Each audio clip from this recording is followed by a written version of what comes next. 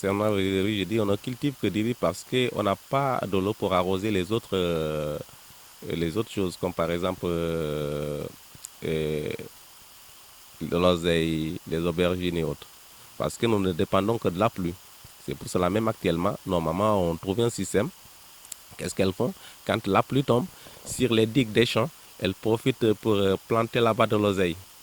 Ou bien elles font un peu des gombos.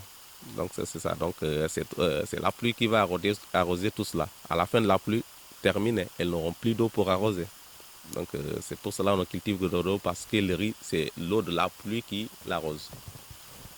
Bon, le grand problème du village, comme je l'ai dit, pour avoir le jardinage au niveau du village, il faut qu'il y ait de l'eau.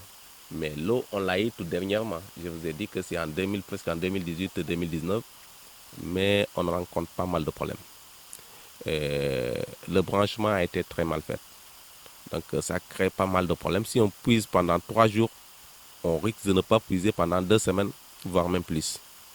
Exactement, concernant le sel, j'ai vu même que si vous regardez très bien, vous savez que El Valley, si vous regardez cette île, vous avez vu que tout autour c'était des champs.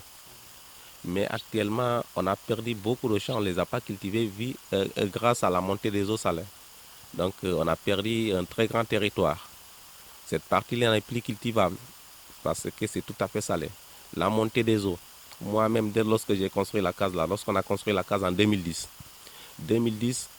l'eau n'atteignait même pas le tuyau. Si vous regardez très bien là derrière, il y a une canalisation sur l'impluvium. Quand la pluie tombe, l'eau se sortait par là. C'est de Versailles, ça sort par là. L'eau n'atteignait même pas le tuyau. Mais maintenant, pendant l'hivernage,